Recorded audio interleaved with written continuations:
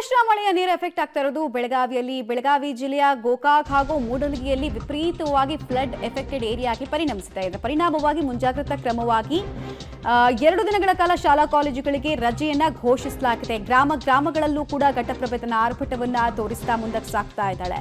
ಗೋಕಾಕ್ ಹಾಗೂ ಮೂಡಲಗಿಯಲ್ಲಿ 2 ದಿನ ಶಾಲಾ ಕಾಲೇಜುಗಳಿಗೆ ರಜೆ ಘೋಷಿಸಲಾಗಿದೆ. 2 ತಾಲೂಕಿನಲ್ಲಿ ಪ್ರವಾಹ ಪರಿಸ್ಥಿತಿ ಉಂಟಾಗಿರೋ ಹಿನ್ನೆಲೆಯಲ್ಲಿ 2 ದಿನಗಳ ಕಾಲ ಮುಂಜಾಗ್ರತಾ ಕ್ರಮವಾಗಿ ಅಹಿತಕರ ಘಟನೆಗಳು ನಡೆಯಬಾರದು ಅನ್ನೋ ದೃಷ್ಟಿಯಲ್ಲಿ ಇಟ್ಕೊಂಡು ಡಿಸಿ ಈ ಆದೇಶವನ್ನ ಹೊರಡಿಸಿದ್ದಾರೆ. 2 ದಿನ ಶಾಲಾ ಕಾಲೇಜಿಗೆ ರಜೆಯನ್ನ ಘೋಷಣೆ ಮಾಡಲಾಗಿದೆ. ಅದರಲ್ಲೂ ಗೋಕಾಕ್ ಮತ್ತು ಮೂಡಲಗಿಯಲ್ಲಿ ವಿಪರೀತವಾಗಿ ನದಿ ನೀರಿನ ಆರ್ಭಟ ಜಾಸ್ತಿ ಆಗಿದೆ. ಈ ಕೃಷ್ಣಾ ನದಿಯ ಉಪನದಿ ಘಟಪ್ರಭೆ.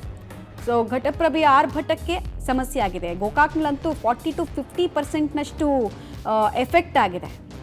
ಒಂದು ತಾಲೂಕಲ್ಲಿ 40% ನೀರಿನಿಂದ ಆಪೋಷಣ ಆಗೋದಿದೆಯಲ್ಲ, ಅದು ತುಂಬ ಹ್ಯೂಜ್ ಡ್ಯಾಮೇಜು. ಲಕ್ಷಾಂತರ ರೂಪಾಯಿ ಬೆಳೆ ನಷ್ಟ ಆಗಿದೆ. ಮನೆಗಳಿಗೆ ನೀರು ನುಗ್ಗಿದೆ, ಮನೆಗಳನ್ನು ಬಿಟ್ಟಿದ್ದಾರೆ ಜನ. ಆಮೇಲೆ ಈಗಲೂ ಕೂಡ 82,000 ಕ್ಯೂಸೆಕ್ನಷ್ಟು ನೀರನ್ನು ಘಟಪ್ರಭೆಗೆ ಹರಿಬಿಡಲಾಗಿರೋದ್ರಿಂದ ನೀರಿನ ಮಟ್ಟ ಇನ್ನೂ ಜಾಸ್ತಿ ಆಗಬಹುದು ಅನ್ನೋ ಆತಂಕ ಇದೆ. ಹೀಗಾಗಿ ಜಿಲ್ಲಾಡಳಿತ ಯಾವ್ಯಾವ ಮುಂಜಾಗ್ರತಾ ಕ್ರಮಗಳನ್ನು ಸಮರೋಪಾದಿಯಲ್ಲಿ ತೆಗೆದುಕೊಳ್ಬೇಕು ಆ ರೀತಿ ಮಾಡ್ತಾ ಇದ್ದಾರೆ.